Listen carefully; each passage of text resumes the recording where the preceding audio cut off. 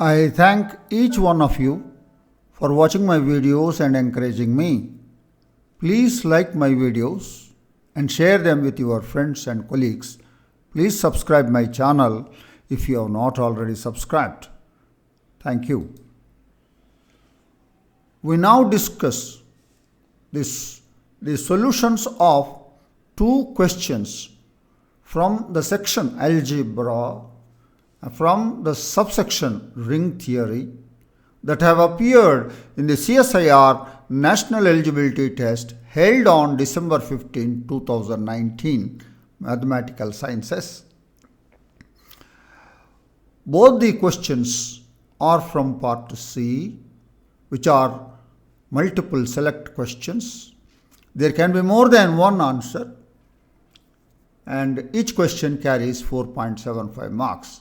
The question IDs are given here: 187, 980, 1826. The other one is that ends with 1827. These questions are suitable for all these examinations. Right, we take up the first question, and the question is related to the Euclidean domain, principal ideal domain, unique factorization domain. The given question is, let fx be a polynomial ring in one variable over a field f. Okay. Then which of the following statements are true? We are given four options. Option 1, f of x is a UFD, that is unique factorization domain. Option 2, fx is a PID, that is a principal ideal domain. Option 3, fx is a Euclidean domain. Option 4, fx is a PID but not an Euclidean domain. This question is a very straight question, and if you know the relationship among the Euclidean domain, PID and UFD, the question is very clear. Right. Before discussing the question in detail, we recall the definition of Euclidean domain. An integral domain D is called an Euclidean domain if there is a function D, which we normally spell out as the measure from, and D is a function from the non-zero elements of D to the non-negative integers. D is a function from the non-zero elements of D to the non-negative integers, satisfying first condition, measure of A less than or equal to measure of the product AB for all non-zero AB in D. And 2, if A comma B belongs to D, B not equal to 0, then there exists elements Q and R in D such that A is equal to BQ plus R, right? Where R is normally called the remainder, R is equal to 0, and the measure of R less than the measure of B. Yes. Yes. If F is a field, then Fx is the polynomial ring over F is an Euclidean domain with measure of the polynomial Fx belongs to capital F of x is defined as the degree of Fx, then both the conditions above are satisfied with this measure, and hence it is an Euclidean domain. Right, we stop here and we recall, we have what is the relationship, what is the relation among the Euclidean domain, PID and UFD. And every Euclidean domain is a principal ideal domain, and every principal ideal domain is a unique factorization domain. Thus, ED implies PID implies UFD. You have to remember this as a slogan. But I give a caution here. The reverse is not true. Caution. UFD does not imply, PID does not imply Euclidean domain. It's only one way. You have to remember. It will be useful to you. It will be useful to you. Right. We move on to our question. That is our question. Right. Now, we now discuss the solution of the problem in detail. We have F is a field. F of bracket X is a polynomial ring in one variable over the field F. We have Fx is an Euclidean domain with the measure of the polynomial Fx is defined as the degree of Fx. Now Fx is a Euclidean domain, right? Therefore, option 3 is true. We have Euclidean domain implies PID implies UFD. Remember, the reverse is not true. UFD does not imply PID, does not imply ED. Thus, Fx is a PID, right? F of x is a UFD. Option 2 is true. Option 1 is true. Now, Fx is a PID as well as a Euclidean domain. Therefore, option 4 is not true. In option 4, it is given f of x is a PID but not a Euclidean domain, but it is a PID as well as Euclidean domain. Therefore, option 4 is not true. Thus, the answer to this question is options 1, 2 and 3. That is the detailed discussion of the solution of this problem. And if you remember the Euclidean domain, PID, UFD definitions and their relationships among them, then you are through. So, note down this relationship in your notes and note down the theorems that are related to Euclidean domains, PID and UFD. That will help you. Right. We move on to the next question. This is the question, and it is on reducible and irreducible polynomials. The given question is, let f of x belongs to the polynomial ring over Z bracket x, be a monic polynomial of degree n. What do you mean by a monic polynomial? Its leading coefficient is 1 and it's of degree n. Then which of the following are true? We are given 4 options. Option 1, if f of x is irreducible in z of x, z bracket x, then it is reducible in q bracket x, that is polynomial ring in one variable over q. Option 2, if f of x is irreducible in q bracket x, then it is irreducible in z of x. Option 3, if f of x is reducible in z of x, then it has a real root. Option 4, if f of x has a real root, then it is reducible in zx. Agreed. We go to the next slide for the discussion. Right. We have f of x belongs to the polynomial ring over Z in one variable, and it is given as a monic polynomial of degree n. Since f of x belongs to zx is a monic polynomial of degree n, what do you mean by monic polynomial? It's a polynomial with leading coefficient 1. Because it is a monic polynomial, we take f of x to be x power n, leading coefficient is 1, plus a1 x to the power of n minus 1 plus so on so forth plus an, where these ai's are coming from the set of integers for I is equal to 0, 1, 2, 3 up to n minus 1. Agreed. It is a polynomial belonging to zx with a leading coefficient 1. Agreed. Agreed. Now, recall a definition of what we have studied on polynomial rings. the polynomial f of x is equal to b naught plus b1x plus b2x square plus bnx to the power of n, and where this b naught, b1, b2, bn belongs to z, that means it is a polynomial coming from the polynomial ring zx, is said to be primitive, if its content is 1. How do we define content? Content is the GCD of all these coefficients b1, b2, bn.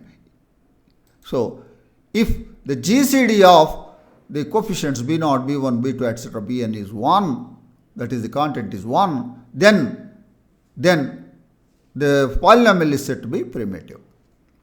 Now the GCD for our polynomial f of x, the coefficient of x to the power of n is 1.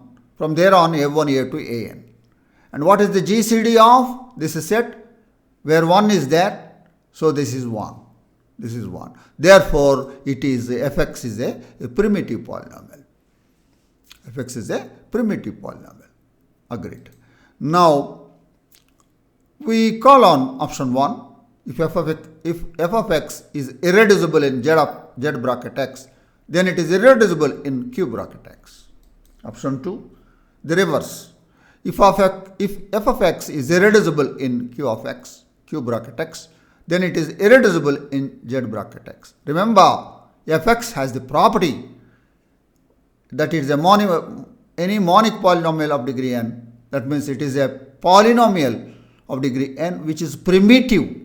The primitivity is essential part of these two results. We recall a famous lemma, Gauss Lemma.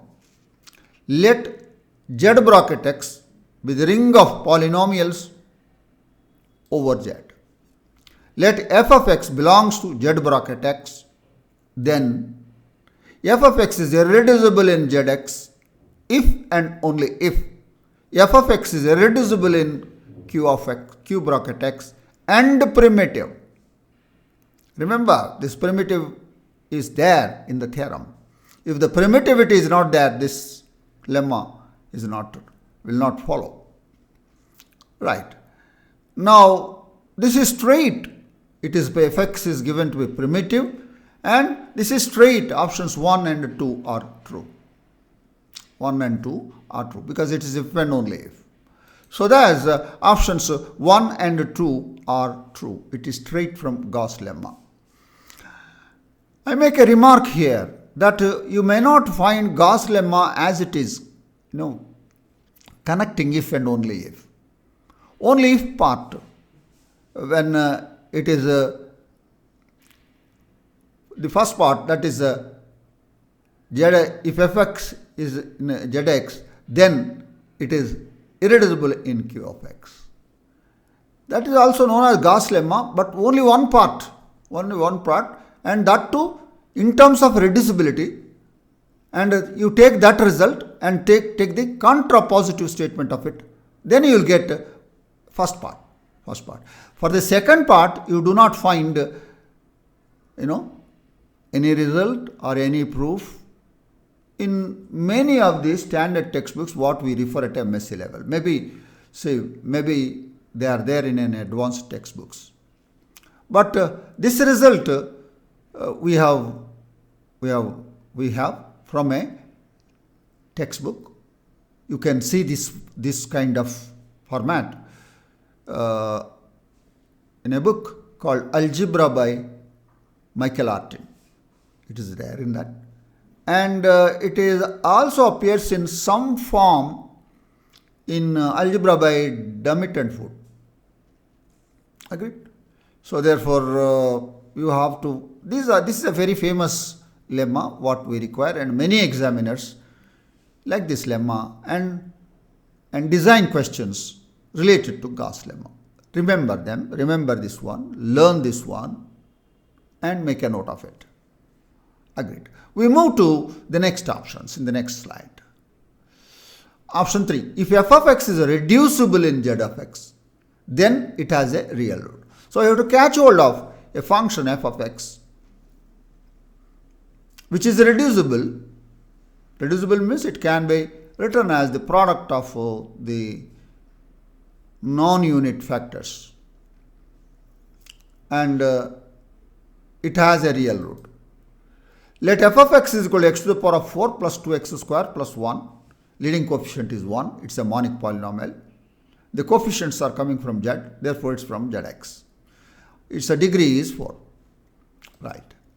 Now f of x is x square plus 1 whole square, that is x square plus 1 into x square plus 1. So f of x is written as the product of two factors, and neither of these factors is a unit in zx. So where x square plus 1 belongs to zx, where neither of these factors is a unit, therefore fx is reducible in zx. But what are its roots? What are its roots? All the roots of this f of x are plus or minus I. That means we don't have real root for this polynomial. Therefore, it is reducible, but it has no real root. Therefore, option 3 is not true. F of x is reducible in zx. And note that all the roots of f of x are plus or minus I. Thus, f of x is reducible in zx and has no real root. Option 3 is not true. We call on option 4, and for this also we will give a counter example, and it is a very famous counter example that is available with us. So what is that polynomial which is irreducible in zx, which has no real root? Immediately it comes to your mind x square minus 2. X square minus 2 is irreducible in zx because it cannot be written as the product of non-unit factors. It is irreducible and it has real roots. The roots of x square minus 2 are plus or minus root 2. So f of x has a real root, but it is not reducible. So the counter example is, let f of x is equal to x square minus 2. Fx belongs to zx and it is a monic polynomial of degree 2. Agreed? Agreed. Agreed. And f of x has two real roots, plus or minus root 2, and it is not reducible. In other words, it is irreducible in z of x because it cannot be factorized into non-unit factors in zx. So the option 4 is not true. Thus, the answer to this question are options 1 and 2, which are directly following from a famous lemma, what is called Gauss Lemma. Right. And this is also not a difficult question, provided you remember Gauss Lemma. Agree? Both the questions are looking to be not difficult, which are doable in the examination. I wish you all the best. Thank you.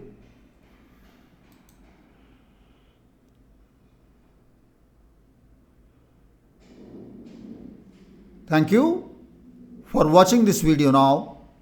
Please like and share my videos to your friends and colleagues. Please subscribe my channel if you have not already subscribed.